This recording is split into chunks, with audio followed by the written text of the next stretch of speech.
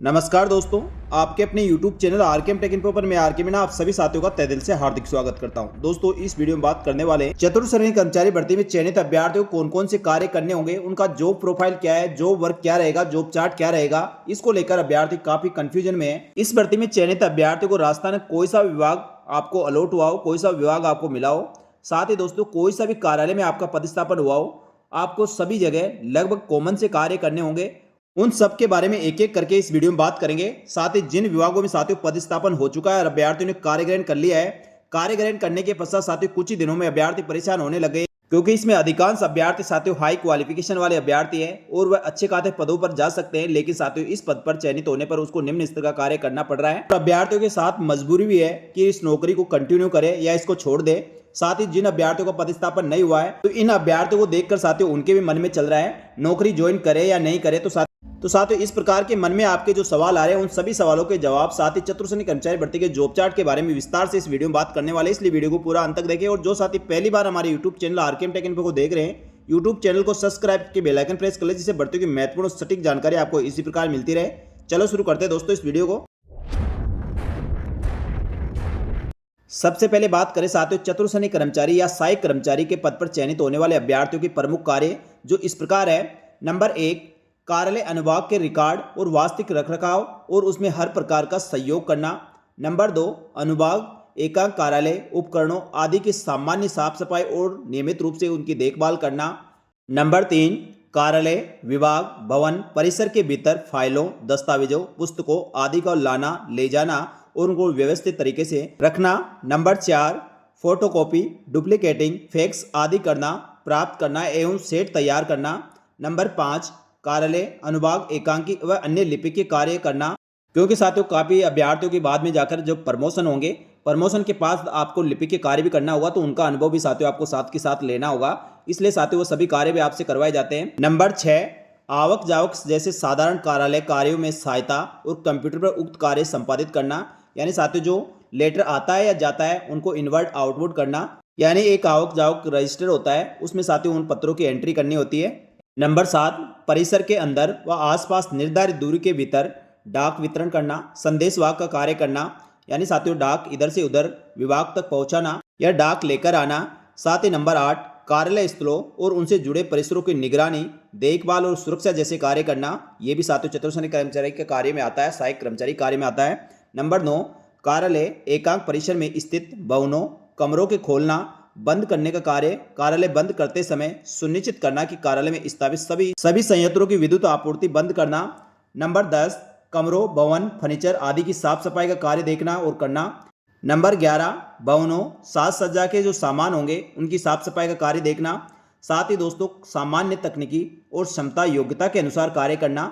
Number 13, यदि किसी अभ्यर्थी को गाड़ी चलाना आता है और वैध आपके पास लाइसेंस है, तो साथियों आपको विभाग की गाड़ी भी चलाने का मौका मिल सकता है। नंबर 14, पार्कों जो आपके परिसर का गार्डन है पेड़ पौधे हैं उनकी देखभाल करना उनमें पानी देना, ये भी काम आपको करना होगा। इसके अलावा साथियों आपको हॉस्पिटल मिला हो, चाहे वह पशु चिकित्सालय हो या मानव चिकित्सालय, वहाँ के जो भी साथियों उनकी सेवाएं होती है उन सेवाओं से जुड़े कार्य आपको करने होंगे जो एक चतुर्थ श्रेणी कर्मचारी भर्ती को दिए जाते हैं। इसके बाद बात करें साथियों नंबर 16, यदि अभ्यर्थियों की ड्यूटी प्रयोगशालाओं कार्यशालाओं अनुसंधानशालाओं में लगती है, तो साथियों उनसे जुड़े जो भी कार्य आपसे संबंधित होंगे वह कार्य आपके करने होंगे, उनकी सहायता एक सहायक के रूप में आपको कार्य करना होगा। नंबर 17, विश्राम भवनों लंगरों अस्पतालों भवनों से संबंधित प्रबंधन कैटरिंग से संबंधित कार्य आपको करने पड़ सकते हैं। साथ ही नंबर 18, वाहनों उपकरणों के रखरखाव में चालकों और परिचालकों मैकेनिकों सभी का सहयोग करना, यानी साथियों ऐसे डिपार्टमेंट में आपका यदि पदस्थापन होता है तो वहाँ उनकी सहायता करनी होगी।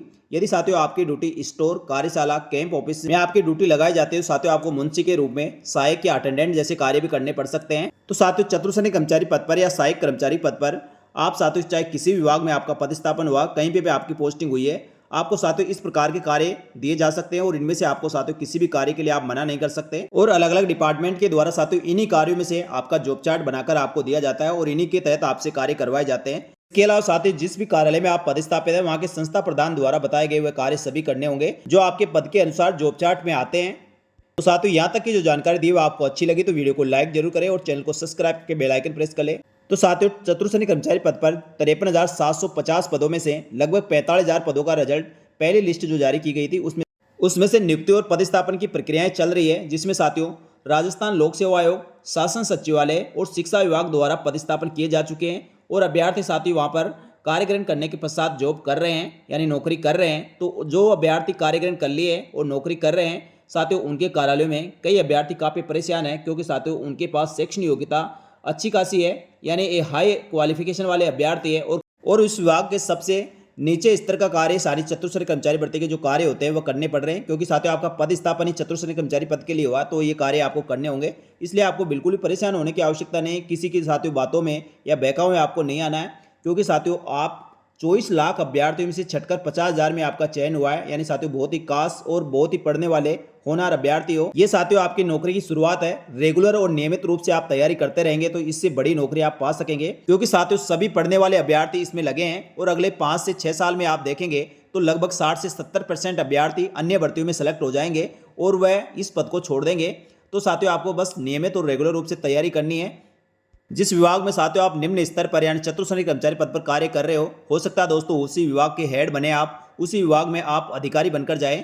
इसलिए आप नियमित और रेगुलर रूप से बस तैयारी करते रहे और बिल्कुल भी निराश ना हो, बिल्कुल परेशान नहीं हो, क्योंकि साथियों चतुर्श्रेणी कर्मचारी पद अपन को पहले पता था इसमें क्या कार्य करने होंगे। अपनी मन मर्जी से अपने इसमें फॉर्म भरा है और आप अपनी योग्यता के आधार पर परीक्षा देकर इस भर्ती के लिए सेलेक्ट हुए हैं, तो आप बिल्कुल भी परेशान नहीं हो। साथियों अभी आपकी सैलरी कम है, लेकिन साथियों जैसे जैसे टाइम निकलेगा 2 साल आपके कंप्लीट होंगे और 8वां वेतन आयोग भी लग जाएगा, तो अच्छी खासी सैलरी भी आपकी हो जाएगी। जो अभ्यर्थी चतुर्श्रेणी कर्मचारी भर्ती से दूसरी भर्ती में सेलेक्ट नहीं हो पाते उनके लिए भी अच्छी नौकरी रहेगी, ऐसा नहीं है। और साथियों अगले 5-6 साल में धीरे धीरे प्रमोशन होना भी शुरू हो जाएगा, तो बिल्कुल भी परेशान ना हो।